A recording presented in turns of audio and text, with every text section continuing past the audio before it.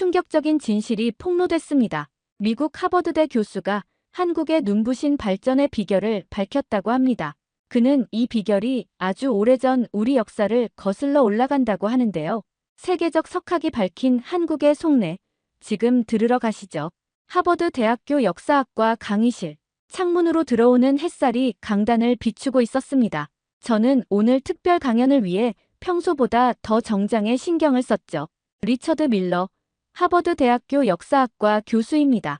강의실은 이미 자리가 거의 다 찼습니다. 제 기록과 문명 발전 강연 시리즈가 입소문을 타면서 세계 각국에서 온 학생들과 교수들로 강연장이 가득 찼어요. 앞자리에는 유럽에서 온 방문 교수들이, 중간쯤에는 다양한 나라의 학생들이 앉아 있었습니다. 뒷자리에는 동양에서 온 학생들이 모여 있었고 그 중에서도 몇몇 한국 학생들이 눈에 띄었죠. 저는 목을 가다듬고 마이크를 조정했습니다. 강의실이 조용해지기를 기다리며 청중을 한번 둘러보았어요. 여러분, 오늘 강연에 참석해 주셔서 감사합니다. 제 인사에 청중들이 집중하기 시작했습니다.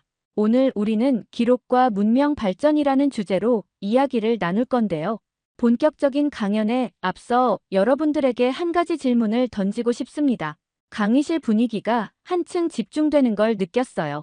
저는 청중들의 눈을 마주치며 질문을 던졌습니다. 역사적으로 가장 철저하게 기록을 남긴 나라는 어디일까요? 강의실 여기저기서 손이 올라왔습니다. 저는 앞줄에 앉은 금발의 학생을 지목했죠. 영국입니다.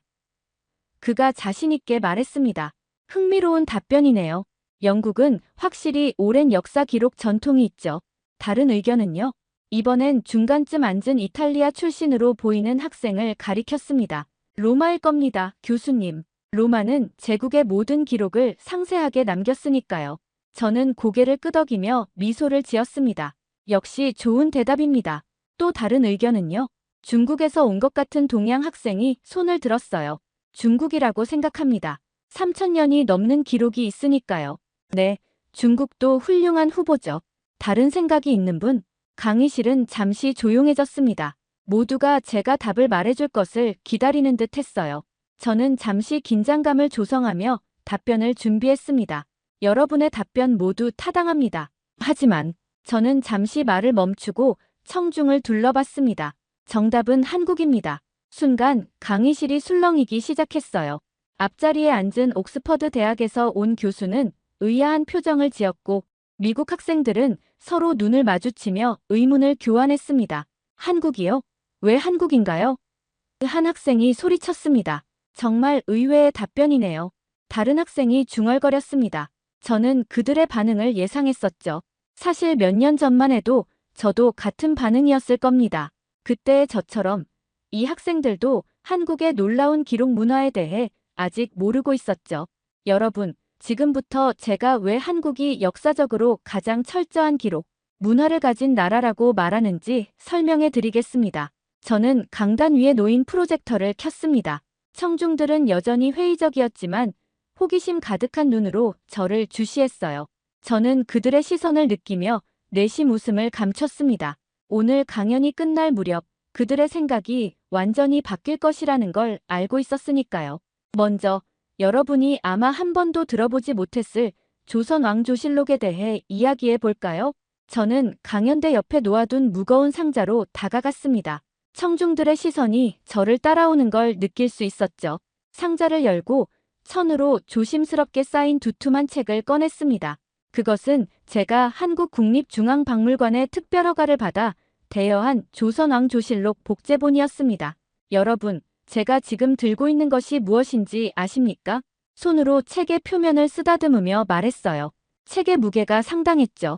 마치 역사 그 자체의 무게를 들고 있는 것 같았습니다. 이것은 조선왕조실록이라는 기록물의 복제본입니다. 500년 동안 단 한 번도 조작되지 않은 한 왕조의 기록이죠. 강의실 전체에서 놀란 숨소리가 들렸습니다. 앞자리에 앉은 유럽에서 온 역사학 교수가 의심스러운 눈빛으로 물었습니다. 밀러 교수님, 왕조 기록이 500년 동안 조작되지 않았다고요? 그게 어떻게 가능합니까? 유럽의 역사를 봐도 권력자들이 자신에게 유리하게 역사를 바꾸는 일은 흔했는데요. 그의 질문은 합리적이었습니다. 사실 처음 이 기록물을 접했을 때 저도 같은 의문을 가졌으니까요. 좋은 질문입니다. 여러분, 여기서 가장 놀라운 사실이 있습니다. 저는 잠시 말을 멈추고 청중의 표정을 살폈습니다. 모두가 집중하고 있었어요.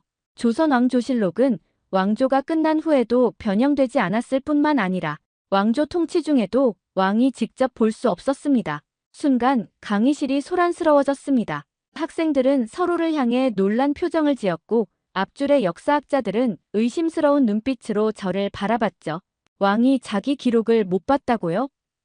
미국에서 온 대학원생 제시카가 소리쳤습니다. 그게 무슨 말씀이시죠? 저는 미소를 지으며 설명을 이어갔습니다. 네, 정확히 그렇습니다. 조선시대에는 사관이라고 불리는 특별한 역사 기록관이 있었어요. 이들은 왕의 모든 활동, 국정회의, 심지어 왕의 사적인 발언까지 기록했습니다. 그리고 이 기록은 왕이 죽은 후에야 편찬되어 외부에 보관되었죠. 그럼 왕은 자신의 행동이 어떻게 기록되는지 알 수 없었던 건가요? 독일에서 온 교환학생 토마스가 물었습니다. 맞습니다. 왕은 자신의 행적이 어떻게 기록되는지 알 수 없었고 그것을 수정할 권한도 없었죠. 심지어 실록이 보관된 사고라는 특별한 보관소는 깊은 산속에 위치해 접근이 매우 제한적이었습니다. 저는 프로젝터를 켜고 조선시대 사고의 위치와 구조를 보여주는 사진을 띄웠습니다. 청중들이 이미지를 보며 다시 한번 놀라는 모습이 역력했죠. 이런 시스템은 당시 세계 어느 나라에서도 찾아볼 수 없는 독특한 것이었습니다. 유럽의 왕들은 자신의 역사를 마음대로 수정할 수 있었고 중국의 황제들도 역사가들에게 자신을 찬양하도록 명령할 수 있었죠. 하지만 조선의 왕은 그렇게 할 수 없었습니다. 영국에서 온 역사학 교수가 손을 들었습니다. 그렇다면 왕은 왜 그런 시스템을 용납했을까요? 자신의 행동이 후세에 어떻게 평가될지 모르는 상황에서 통치한다는 건 상당한 부담이었을 텐데요. 저는 고개를 끄덕였습니다. 정말 핵심을 찌르는 질문이었어요. 바로 그 점이 한국의 역사 기록 문화의 특별함을 보여주는 부분입니다. 조선의 왕들은 유교 이념에 따라 현명한 통치를 해야 한다는 압박을 받았습니다. 자신의 행동이 공정하게 기록된다는 사실을 알았기에 왕들은 스스로를 더 엄격하게 규율했죠. 또한 이런 시스템은 역사에 좋은 평가를 받고 싶은 왕의 심리와도 맞닿아 있었습니다. 강의실이 다시 조용해졌습니다. 학생들은 필기를 하거나 생각에 잠겨 있었죠. 뒷줄에 앉아있던 한국 학생들의 얼굴에는 자부심이 가득했습니다. 아마도 자국의 역사가 이렇게 하버드 강의실에서 높이 평가받는 것에 감동했을 거예요. 저는 책장을 넘기며 계속했습니다. 이 실록은 472년 동안의 조선 왕조 역사를 담고 있습니다. 약 2,000권, 5천만 자에 달하는 방대한 분량이죠. 이는 세계사에서 단일 왕조의 가장 완벽한 기록으로 인정받아 유네스코 세계기록유산으로 등재되었습니다. 한 학생이 손을 들었습니다. 교수님, 그렇다면 사관들은 어떤 사람들이었나요? 왕의 명령을 거부할 수 있을 만큼 권한이 강했던 건가요? 저는 미소를 지었습니다. 다음 이야기로 넘어갈 완벽한 질문이었으니까요. 훌륭한 질문입니다. 사관들은 엄격한 시험을 통과한 최고의 학자들이었습니다. 그들이 어떻게 왕의 권위 앞에서도 기록을 멈추지 않았는지 그 놀라운 이야기를 들려드릴까요? 저는 프로젝터 이미지를 바꾸었습니다. 이번에는 전통 의상을 입은 조선시대 사관의 모습이 화면에 나타났죠. 그 옆에는 조선 국왕의 초상화도 함께 보였습니다. 여러분, 지금부터 제가 들려드릴 이야기는 제가 한국을 연구하면서 가장 놀랐던 순간 중 하나입니다. 청중들의 호기심 어린 눈빛이 저를 향했습니다. 저는 목소리를 조금 낮추며 말했습니다. 18세기 조선의 영조라는 왕이 있었습니다. 그는 왕위에 오른 지 50년이 넘은 노련한 국왕이었죠. 저는 영조의 초상화를 가리켰습니다. 위험 있는 모습의 노년 국왕이었어요. 어느 날 영조는 신하들과 정치 회의를 하던 중 갑자기 화를 냈습니다. 그리고 옆에서 모든 상황을 기록하고 있던 사관들을 향해 소리쳤죠. 저는 잠시 숨을 들이마시고 마치 그 장면을 직접 목격한 것처럼 생생하게 묘사했습니다. 이 자리에서는 기록하지 말라. 저의 갑작스러운 목소리 톤 변화에 몇몇 학생들이 놀라 몸을 움찔했습니다. 강의실 전체가 긴장감으로 가득 찼죠. 자, 여러분. 이 상황을 상상해 보세요. 절대 권력을 가진 왕이 화가 나서 기록을 중단하라고 명령했습니다. 여러분이라면 어떻게 하셨을 것 같나요? 저는 청중들을 둘러보며 물었습니다. 몇몇 학생들이 서로 시선을 교환했고 한 학생이 손을 들었습니다. 당연히 기록을 멈췄을 것 같습니다. 왕의 명령이니까요. 다른 학생도 고개를 끄덕였습니다. 저도 그랬을 것 같아요. 목숨이 위험할 수도 있으니까요. 저는 미소를 지었습니다. 그런 반응이 일반적이죠. 하지만 조선의 사관들은 달랐습니다.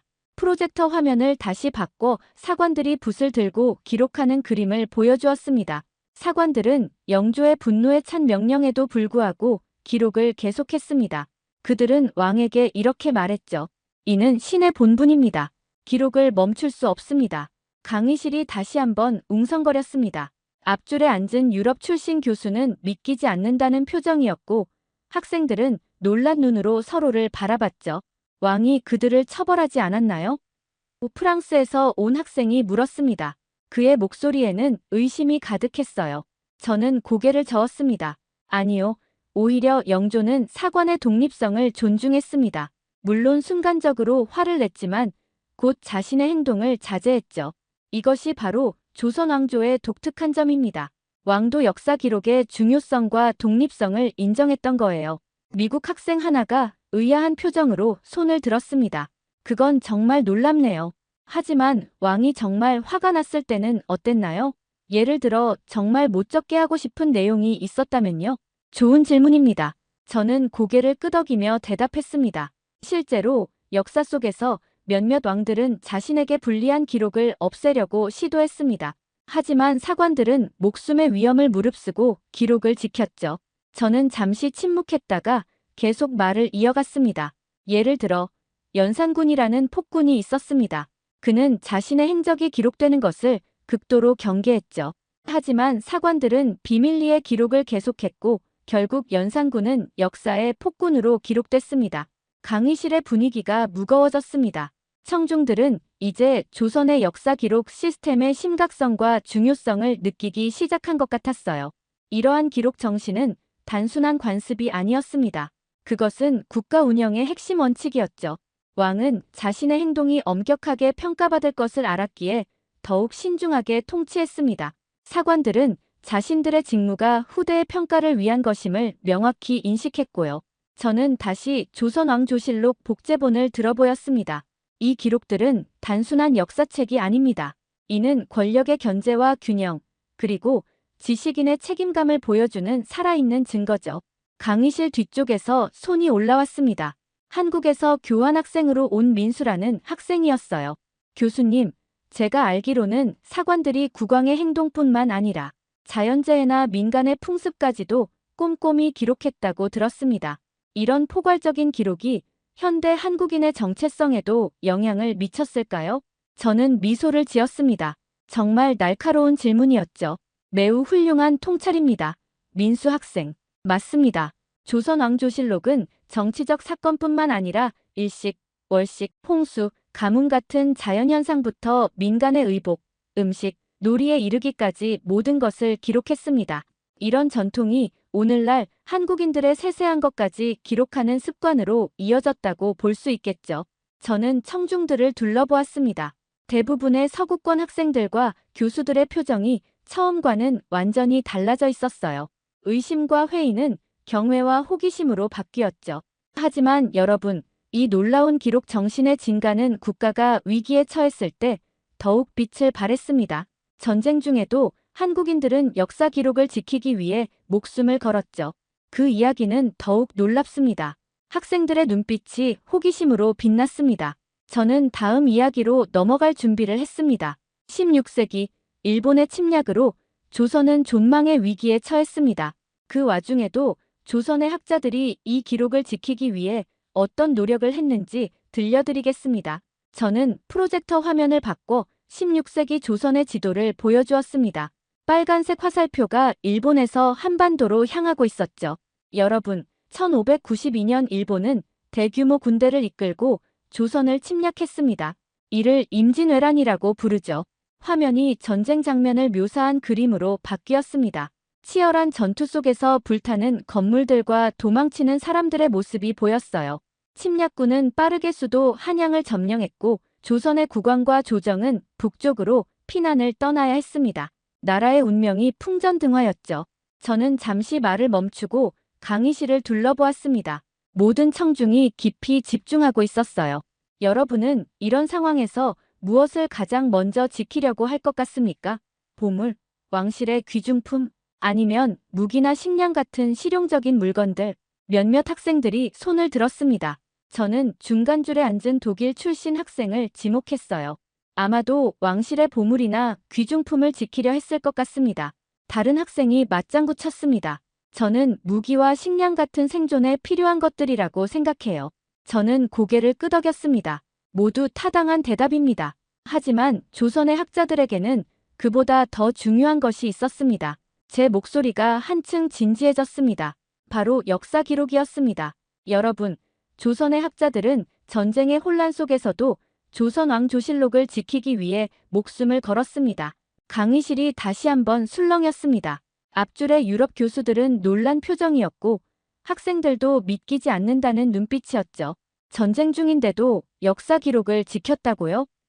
한 미국 학생이 소리쳤습니다. 그게 말이 됩니까? 저는 미소를 지었습니다. 네, 정확히 그랬습니다.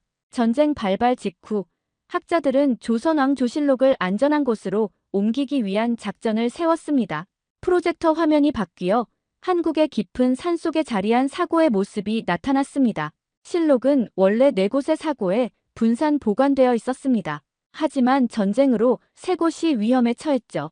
학자들은 급히 기록물을 모아 북쪽 지역의 깊은 산속으로 옮겼습니다. 저는 화면에 나타난 산길을 가리켰습니다. 생각해보세요.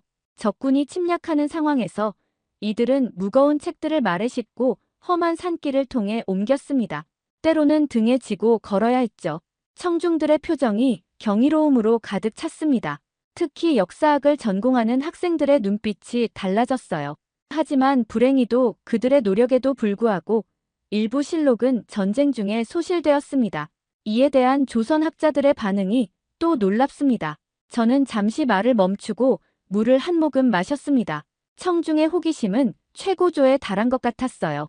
전쟁이 끝난 후 조선의 학자들은 소실된 실록을 재구성하기 위한 대대적인 프로젝트를 시작했습니다. 그들은 개인 일기, 각종 공문서, 그리고 살아남은 증인들의 증언을 모아 잃어버린 역사를 복원했죠. 저는 실록 복원 과정을 보여주는 이미지로 화면을 전환했습니다. 이들은 밤낮 없이 작업했습니다. 단 한 줄의 기록도 놓치지 않기 위해 끝없는 노력을 기울였죠. 그리고 마침내 그들은 소실된 실록의 대부분을 복원해냈습니다. 강의실은 완전히 조용해졌습니다. 모두가 제 이야기에 깊이 빠져든 것 같았어요. 여러분, 이것이 바로 제가 말하는 한국인의 역사적 근성입니다. 국가의 존립이 위태로운 상황에서도 그들은 역사 기록의 중요성을 잊지 않았습니다. 이는 단순한 문화적 특성이 아닌 민족의 정체성과 직결된 가치관이었죠. 앞줄에 앉은 역사학과 교수가 손을 들었습니다. 밀러 교수님, 이런 기록 보존에 대한 집착은 실용적인 목적이 있었나요? 아니면 순전히 문화적, 학문적 가치 때문이었나요? 저는 고개를 끄덕였습니다.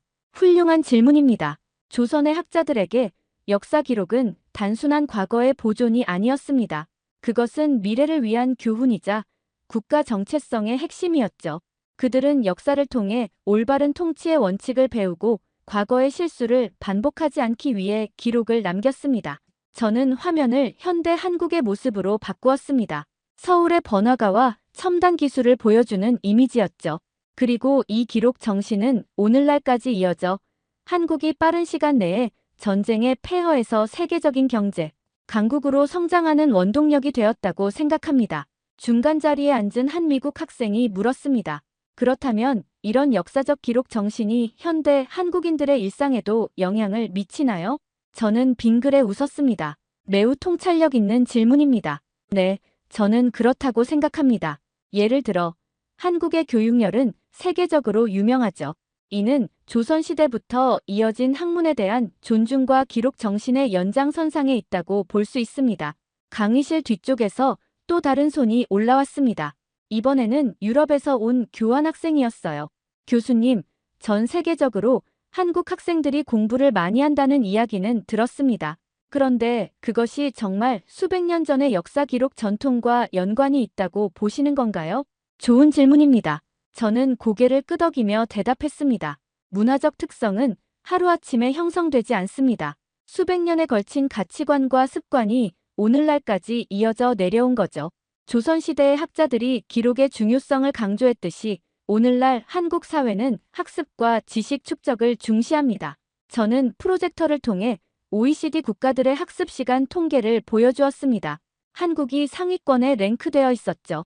여러분, 오늘날 한국 학생들의 학습 시간은 OECD 국가 중 최고 수준입니다. 이는 단순한 우연이 아니라 수백 년간 이어져 온 문화적 가치관의 결과라고 생각합니다. 강의실 앞쪽에서 한 학생이 손을 들었습니다. 그래서 한국 학생들이 그렇게 필기를 많이 하나요? 저는 한국 친구들이 항상 노트에 모든 것을 적는 걸 보고 놀랐거든요.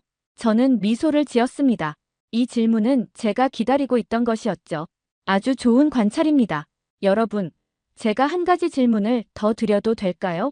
이 강연장에서 가장 많은 필기를 한 학생들이 누구일까요?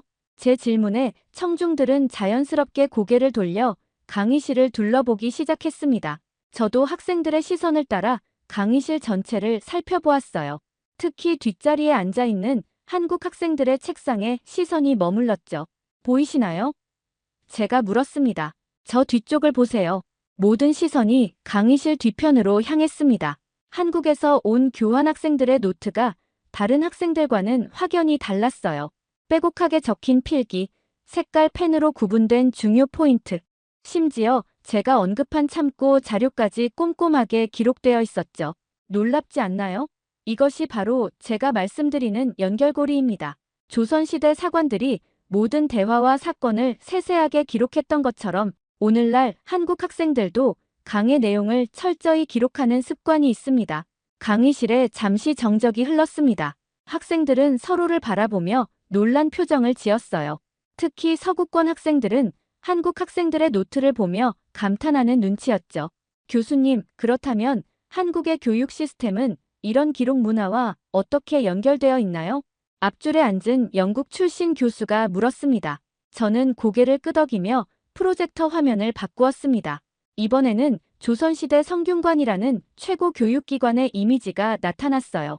조선시대부터 학문은 국가적으로 최고의 가치를 인정받았습니다. 성균관이라는 국립교육기관을 중심으로 전국의 향교와 서원이라는 지방교육기관이 설립되었죠.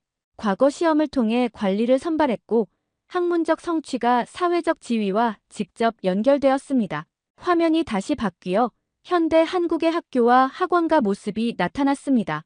이런 전통은 오늘날까지 이어져 한국 사회에서는 교육이 가장 중요한 가치 중 하나로 여겨집니다. 학부모들은 자녀 교육에 아낌없이 투자하고 학생들은 밤늦게까지 공부하죠. 저는 OECD 교육 통계 자료를 화면에 띄웠습니다. 오늘날 한국 학생들의 학습 시간은 OECD 국가 중 최고 수준입니다. 수학과 과학 성취도도 세계 최상위권이죠. 하지만 단순히 공부 시간이 길다는 것보다 더 중요한 것은 그들의 학습 방식입니다. 저는 한국 학생의 노트 사진을 보여주었습니다. 한국 학생들은 단순히 듣는 것에 그치지 않고 들은 내용을 철저히 기록하고 정리합니다. 이는 조선의 사관들이 모든 일을 꼼꼼히 기록했던 전통과 맞닿아 있죠. 한 미국 학생이 손을 들었습니다. 교수님, 그런데 요즘은 디지털 시대잖아요. 한국 학생들도 컴퓨터나 태블릿으로 필기하지 않나요? 저는 웃으며 대답했습니다. 물론 디지털 기기를 활용하는 학생들도 많습니다. 하지만 흥미롭게도 많은 한국 학생들이 여전히 손으로 직접 필기하는 것을 선호해요. 손으로 쓰는 행위 자체가 기억력을 향상시키고 지식을 더 깊이 이해하는 데 도움이 된다고 믿기 때문이죠. 강의실 뒤쪽에서 한국 학생 한 명이 손을 들었습니다. 교수님, 저는 서울대학교에서 온 박지민입니다. 사실 우리 한국 학생들은 필기를 많이 하는 것이 당연하다고 생각했어요. 그것이 특별한 문화적 전통에서 비롯되었다는 사실은 저도 오늘 처음 알게 되었습니다. 저는 미소를 지었습니다. 지민 학생, 좋은 말씀 감사합니다. 사실 문화적 특성은 너무 자연스러워서 그 안에 사는 사람들은 오히려 잘 인식하지 못하는 경우가 많아요. 마치 물속의 물고기가 물의 존재를 인식하지 못하는 것처럼요. 청중들 사이에서 공감의 웃음이 터져 나왔습니다. 한국의 교육열은 단순히 시험에서 좋은 점수를 받기 위한 것이 아닙니다. 그 근본에는 지식과 기록의 가치를 소중히 여기는 오랜 전통이 있어요. 조선시대에는 유교적 가치관에 따라 학문을 통한 자기 개발과 사회 공헌을 중시했습니다. 제 말에 앞줄의 역사학 교수가 고개를 끄덕였습니다. 그렇군요. 서양의 역사에서도 기록의 중요성은 강조되었지만 그것이 한 사회의 핵심 가치로 이렇게 깊이 자리 잡은 경우는 드물었던 것 같습니다. 저는 고개를 끄덕였습니다. 맞습니다. 서양에서도 수도원을 중심으로 기록 문화가 발달했지만 그것이 사회 전체에 퍼져 국가 운영의 원칙으로 자리 잡은 경우는 드물었죠. 한국의 경우 기록 문화가 국가 정체성의 핵심 요소가 되었다는 점이 특별합니다. 저는 잠시 멈추고 강의실을 둘러보았습니다. 모든 학생들이 집중하고 있었고 특히 서구권 학생들의 눈빛이 처음과는 완전히 달라져 있었어요. 호기심과 존경심이 가득한 눈빛이었죠. 여러분, 한국의 교육열과 기록 정신은 단순한 습관이 아닙니다. 그것은 국가의 존립과 발전을 위한 전략적 선택이었죠.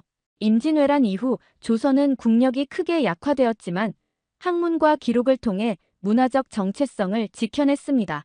그리고 20세기 한국 전쟁 이후에도 교육을 통해 빠르게 국가를 재건했죠. 저는 화면을 현대 한국의 성공적인 모습을 보여주는 이미지로 바꾸었습니다. 역사적으로 볼 때 한국은 외부의 침략과 식민, 지배를 겪으면서도 자신들의 정체성을 지킬 수 있었던 몇 안 되는 나라입니다. 그 비결 중 하나가 바로 이 철저한 기록 정신과 그로부터 파생된 교육열이라고 생각합니다. 강의실 앞쪽에서 다시 한 학생이 손을 들었습니다. 교수님, 그렇다면 이런 한국의 교육 방식이 실제로 효과적이라고 보시나요?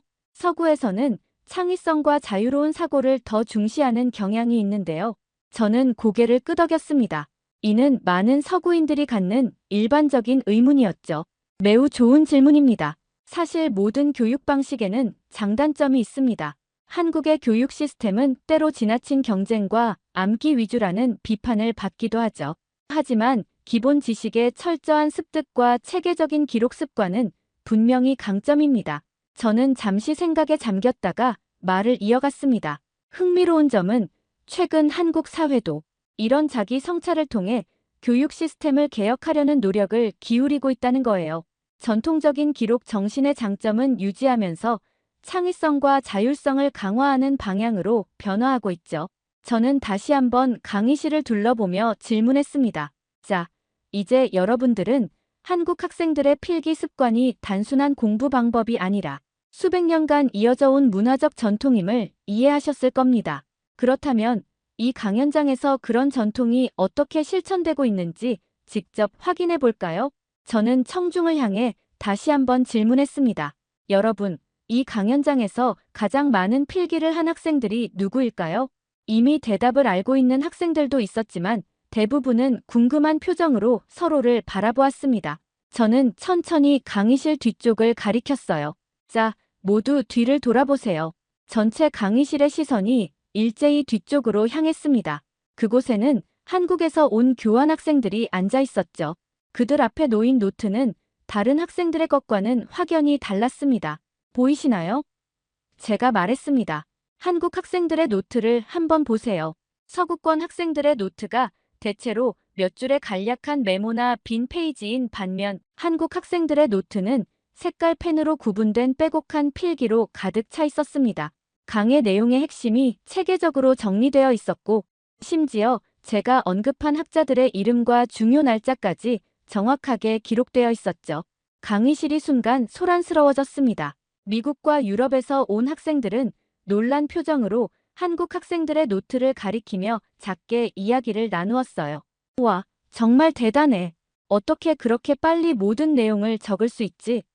내 노트랑 완전히 다르네. 제가 다시 목소리를 높였습니다. 보시다시피 한국 학생들의 노트는 마치 작은 조선 왕조실록과도 같습니다. 모든 중요한 내용이 빠짐없이 기록되어 있죠. 이 말에 청중들 사이에서 작은 웃음이 터져 나왔습니다. 한국 학생들도 쑥스러운 듯 미소를 지었어요. 하지만 단순히 많이 적는다고 해서 좋은 것은 아닙니다. 제가 계속 말했습니다. 중요한 것은 기록의 질과 체계입니다. 한국 학생들의 노트를 자세히 보면 단순한 받아쓰기가 아니라 내용을 구조화하고 중요 포인트를 강조하는 체계적인 방식으로 정리되어 있다는 것을 알 수 있습니다. 저는 강단에서 내려와 뒷줄로 걸어갔습니다. 한 한국 학생의 허락을 받고 그의 노트를 들어보였어요. 여기 보세요. 박준서 학생의 노트입니다. 제 강의 내용이 주제별로 정리되어 있고 중요한 용어와 개념은 다른 색으로 표시되어 있습니다. 심지어 옆에 자신의 생각과 질문까지 적어 놓았죠. 준서는 약간 쑥스러운 듯 했지만 동시에 자부심도 느끼는 표정이었습니다. 저는 그의 노트를 돌려주고 다시 강단으로 돌아왔어요. 이것이 단순한 습관이라고 생각하시나요? 아닙니다. 이는 수백 년 동안 한국 사회에 깊이 뿌리내린 기록 문화의 현대적 표현입니다. 프랑스에서 온 마리 학생이 손을 들었습니다. 교수님, 사실 저는 이전에 한국 친구들이 항상 필기를 많이 하는 것을 보고 약간 과하다고 생각했어요. 하지만 이런 역사적 맥락을 알고 나니 완전히 다르게 보이네요. 저는 고개를 끄덕였습니다. 맞습니다, 마리. 문화적 현상은 그 역사적 맥락 속에서 이해할 때 비로소 제대로 볼 수 있습니다. 표면적으로는 단순한 학습 습관처럼 보이지만 그 근저에는 깊은 문화적 가치와 전통이 있는 거죠. 한 미국 학생이 갑자기 손을 번쩍 들었습니다. 교수님, 이제야 이해가 됐어요. 한국은 왜 이렇게 철저한가 했더니 그건 수백 년 동안 이어진 기록 문화 때문이었군요. 제 한국인 룸메이트가 항상 모든 것을 메모하고 정리하는 습관이 있었는데 이제 그 이유를 알 것 같아요. 그의 솔직한 깨달음에 강의실 전체가 웃음바다가 되었습니다. 저도 함께 웃으며 고개를 끄덕였죠. 그렇습니다. 문화적 습관은 우리도 모르는 사이에 일상 속에 깊이 배어 있죠. 한국인들에게 기록은 단순한 행위가 아니라 정체성의 일부입니다. 저는 다시 프로젝터 화면을 바꾸어 현대 한국 사회의 다양한 모습을 보여주었습니다. 스마트폰으로 모든 것을 사진 찍는 젊은이들, 일기를 쓰는 학생들, 회의에서 꼼꼼히 메모하는 직장인들의 모습이 담긴 이미지였어요. 오늘날 한국 사회에서 기록 문화는 다양한 형태로 나타납니다. 디지털 시대에 맞게 진화했지만 그 본질은 변하지 않았죠. 모든 것을 기록하고 보존하고 후대에 전하려는 정신은 여전히 살아있습니다. 저는 잠시 멈추고 강의실을 둘러보았습니다. 청중들의 눈빛이 처음과는 확연히 달라져 있었어요. 호기심과 새로운 이해가 담긴 시선들이었죠. 여러분, 제가 오늘 이 강의를 통해 전하고 싶었던 핵심은 바로 이것입니다. 문화란 단순히 겉으로 보이는 현상이 아니라 수백 년에 걸쳐 형성된 가치관과 세계관의 표현이라는 것이죠. 한국의 기록 문화는 국가적 위기 속에서도 정체성을 지켜낸 강력한 도구였고 오늘날 한국의 성공을 뒷받침하는 중요한 요소 중 하나입니다. 앞줄에 앉은 역사학 교수가 진지한 표정으로 말했습니다. 밀러 교수님, 오늘 강의는 정말 눈을 뜨게 하는 경험이었습니다. 우리는 동아시아 연구에서 중국과 일본에 너무 많은 관심을 기울이고 한국의 독특한 문화적 특성을 간과해왔던 것 같습니다. 저는 고개를 끄덕였습니다. 맞습니다. 서구학계에서 한국은 종종 잊혀진 나라로 불렸습니다. 하지만 저는 한국의 역사와 문화에는 세계가 배울 수 있는 풍부한 지혜가 담겨 있다고 믿습니다. 또 다른 교수가 말을 이었습니다. 특히 이 기록 문화의 측면은 우리 서구 사회가 깊이 생각해봐야 할 부분인 것 같습니다. 권력자의 행동을 견제하고 역사적 진실을 보존하기 위한 이런 제도적 장치는 오늘날에도 여전히 중요한 가치니까요. 저는 미소를 지으며 동의했습니다. 전적으로 동감합니다. 역사를 통해 우리는 다른 문화의 지혜를 배울 수 있고 그것을 현대적 맥락에서 새롭게 해석할 수 있습니다. 강의가 끝나갈 무렵 청중들의 표정은 처음과는 완전히 달라져 있었습니다. 특히 서구권 학생들은 한국 학생들을 새로운 시선으로 바라보는 듯 했어요. 그리고 한국 학생들의 얼굴에는 자부심이 가득했죠. 한 미국 학생이 강의가 끝나자마자 한국 학생에게 다가가 이야기를 나누기 시작했습니다. 그것은 작지만 의미 있는 변화의 시작이었죠. 강의가 끝나고 청중들이 자리에서 일어나기 시작했습니다. 보통은 강의가 끝나면 학생들이 빠르게 강의실을 빠져나가곤 하지만 이번에는 달랐어요. 많은 학생들이 자리에 남아 서로 대화를 나누거나 한국 학생들에게 다가가는 모습이 보였습니다. 저는 강단 위에서 자료를 정리하며 이 광경을 지켜보았습니다. 마치 작은 혁명이 일어난 것 같았어요. 불과 2시간 전만 해도 이 강의실에서 한국 학생들은 그저 조용히 뒷자리에 앉아 있는 아시아 출신 교환 학생들에 불과했습니다. 하지만 지금 그들은 관심의 중심에 서 있었죠. 한 미국 학생이 한국 학생 민호에게 다가가 그의 노트를 보여달라고 요청하는 모습이 눈에 띄었습니다. 이렇게 정리하는 방법을 좀 알려줄 수 있을까? 그가 물었습니다. 난 항상 강의 내용을 잘 정리하는데 어려움을 겪거든. 민호는 미소를 지으며 기꺼이 자신의 노트 정리법을 설명해주기 시작했습니다. 그들의 대화가 차츰 깊어지는 것을 보며 저는 속으로 미소를 지었어요. 또 다른 쪽에서는 영국 출신 대학원생 2명이 한국 학생 지영과 함께 조선왕조실록에 대해 더 깊은 대화를 나누고 있었습니다. 지영은 실록 복원 과정에 대해 알고 있는 추가 정보를 그들과 공유하고 있었죠. 실록이 임진왜란 때 소실된 후 학자들은 개인 일기와 기록을 모아 복원 작업을 했다고 들었어요. 정말 놀라운 헌신이었죠. 지영이 설명했습니다. 영국 학생들은 깊이 감명받은 표정이었습니다. 그중 한 명이 말했습니다. 영국도 오랜 역사 기록 전통이 있지만 이런 식으로 국가적 위기 속에서도 기록을 지킨 사례는 드문 것 같아. 정말 인상적이야. 저는 자료를 가방에 넣으며 이런 대화들을 듣고 있었습니다. 그때 강의실 앞쪽에서 유럽에서 온 역사학 교수 2명이 제게 다가왔어요. 리처드, 오늘 강의는 정말 눈을 뜨게 하는 경험이었네. 프랑스 소르본 대학에서 온 장 뒤부아 교수가 말했습니다. 솔직히 말하자면 나는 한국 역사에 대해 거의 무지했어. 중국과 일본만 주로 연구했거든. 저는 미소를 지으며 고개를 끄덕였습니다. 많은 서구 학자들이 그래요, 장. 저도 마찬가지였습니다. 한국 연구를 시작하기 전까지는 그 풍부한 역사와 독특한 문화적 특성을 간과했죠. 옆에 있던 독일 베를린 대학의 안나 슈미트 교수가 말을 이었습니다. 우리는 한국에서 배워야 할 것이 많군요. 특히 이 기록 문화는 현대 사회에도 중요한 시사점을 제공해요. 지금처럼 가짜 뉴스와 정보 왜곡이 문제가 되는 시대에 역사적 진실을 보존하려는 이런 제도적 노력은 큰 의미가 있습니다. 저는 고개를 끄덕이며 응답했습니다. 정확히 그렇습니다, 안나. 조선의 사관들은 왕의 압력에도 불구하고 진실을 기록하려 했어요. 오늘날 우리에게도 필요한 정신이죠. 안나는 잠시 생각에 잠기더니 결심한 듯 말했습니다. 저는 다음 학기에 동아시아 역사 강의에서 한국 부분을 대폭 늘릴 생각입니다. 특히 이 조선왕조실록에 대해 더 깊이 다루고 싶어요. 장도 동의했습니다. 나도 마찬가지야. 사실 소르본에서는 한국 학과가 너무 작아서 많은 학생들이 한국 역사를 접할 기회가 적었어. 이제는 그걸 바꿀 때가 됐군. 이런 변화의 조짐이 강의실 곳곳에서 느껴졌습니다. 한국 학생들은 더 이상 조용한 방관자가 아니라 자국의 역사와 문화를 설명하는 대사 역할을 하고 있었어요. 서구권 학생들은 호기심 어린 질문을 던지며 새로운 관점에서 한국을 바라보기 시작했죠. 특히 인상적이었던 것은 한 미국 학생의 고백이었습니다. 그는 강의실을 나가기 전에 제게 다가와 말했어요. 밀러 교수님, 솔직히 저는 아시아 역사에 관심이 거의 없었습니다.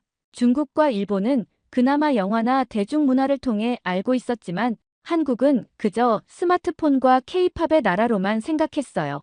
오늘 강의를 듣고 제 무지를 깨달았습니다. 한국의 역사와 문화에 대해 더 배우고 싶어요. 저는 그의 솔직함에 감사를 표했습니다. 그게 바로 역사 공부의 아름다움입니다. 우리의 시야를 넓히고 다른 문화에 대한 깊은 이해와 존중을 가능하게 하죠. 강의실이 거의 비워질 무렵 한국 학생 몇 명이 제게 다가왔습니다. 그들의 얼굴에는 감사와 자부심이 섞인 표정이 역력했어요. 교수님, 오늘 강의 정말 감사합니다. 그중 한 명인 소연이 말했습니다. 사실 저도 조선왕조실록의 가치를 이렇게 깊이 생각해 본 적이 없었어요. 한국인으로서 자부심을 느끼게 해주셨습니다. 또 다른 학생인 태준이 덧붙였습니다. 저희 할아버지는 항상 한국 역사의 중요성에 대해 말씀하셨는데 이제야 그 의미를 제대로 이해하게 된 것 같아요. 외국 학생들이 우리 역사에 관심을 갖는 모습을 보니 기분이 정말 좋습니다. 저는 그들의 말에 깊이 공감했습니다. 여러분의 역사와 문화는 정말 소중합니다.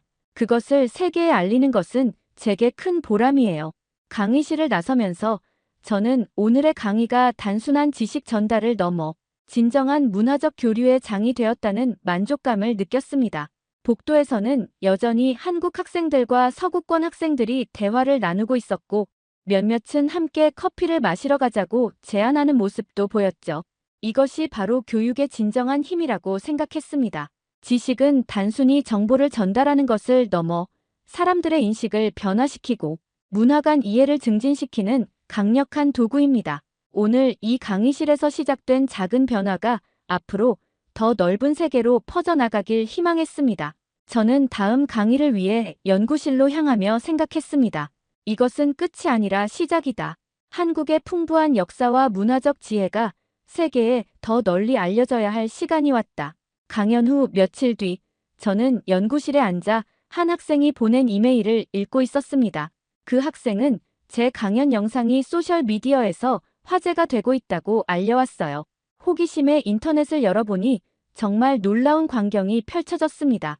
제 강연 일부가 편집되어 여러 플랫폼에 공유되고 있었고, 역사를 가장 철저하게 기록한 나라는 한국이었다라는 키워드가 미국과 유럽에서 트렌딩 토픽으로 올라와 있었죠. 댓글들을 읽어보니 많은 사람들이 한국의 기록 문화에 놀라움과 존경심을 표현하고 있었습니다. 이건 정말 예상하지 못한 일이네요. 저는 혼잣말을 중얼거리며 미소를 지었습니다. 학술적인 강연이 대중의 관심을 이끌어낸 것은 드문 일이었으니까요. 더 놀라운 소식은 그 다음 날 왔습니다. 하버드 대학교 총장실에서 연락이 왔는데 조선왕조실록 연구 프로젝트를 위한 특별 기금을 마련하기로 했다는 내용이었어요. MIT도 곧 비슷한 계획을 발표했고 여러 유럽 대학들도 한국학 프로그램을 확장하겠다는 의사를 밝혔습니다. 일주일 후 저는 CNN과 인터뷰를 하게 되었습니다. 카메라 앞에서 저는 제 생각을 솔직하게 전했습니다. 우리는 한국을 몰라도 너무 몰랐습니다. 서구학계는 수십 년 동안 중국과 일본에만 초점을 맞추며 한국의 독특한 문화적 가치를 간과해왔죠. 이제부터라도 한국을 제대로 연구해야 합니다. 이 인터뷰도 큰 반향을 일으켰습니다. 뉴욕타임스는 잊혀진 기록의 왕국 서구가 재발견한 한국이라는 제목의 특집 기사를 실었고 여러 학술지에서도 한국의 역사 기록 문화에 대한 논문을 요청해왔습니다. 한국에서도 이 소식이 전해져 많은 사람들이 자부심을 느끼게 되었다고 합니다. 여러 한국 언론이 저에게 인터뷰를 요청했고 서울대학교에서는 특별 강연 초청까지 받았죠. 가장 보람찼던 순간은 제 강연을 들었던 한국 학생들로부터 받은 편지였습니다. 그들은 자국의 역사를 새롭게 바라보게 되었다고, 그리고 조상들의 지혜와 정신을 더 깊이 이해하게 되었다고 말했어요. 저는 창밖을 바라보며 생각했습니다. 역사는 단순한 과거의 기록이 아니라 현재와 미래를 위한 가이드라인이다. 조선의 사관들이 그랬듯이 우리도 진실을 기록하고 보존하는 일의 중요성을 다시 한번 배워야 할 때다. 이제 한국은 더 이상 세계 역사의 변방이 아닌 독특한 가치와 지혜를 가진 중요한 문화권으로 재평가받기 시작했습니다. 그리고 저는 이 작은 변화의 시작점에 서 있다는 사실에 크나큰 자부심을 느꼈습니다. 오늘의 이야기는 여기까지입니다. 그럼 오늘 이야기 재미있게 들으셨다면 잊지 말고 좋아요 꼭 눌러주세요. 꼭 사연 관련이 아니더라도 하실 말씀이 있으시다면 댓글도 꼭 남겨주시고요. 더 좋은 사연을 발굴해내고 여러분들께 재미있게 전달하는데 큰 힘이 됩니다. 흥미진진히 소개해드리는 다음 이야기가 듣고 싶으시다면 구독과 알림 설정하시면 빠르게 소식 들으실 수 있습니다. 그럼 저는 다시 흥미진진한 사연을 들고 찾아뵐게요. 또 만나요.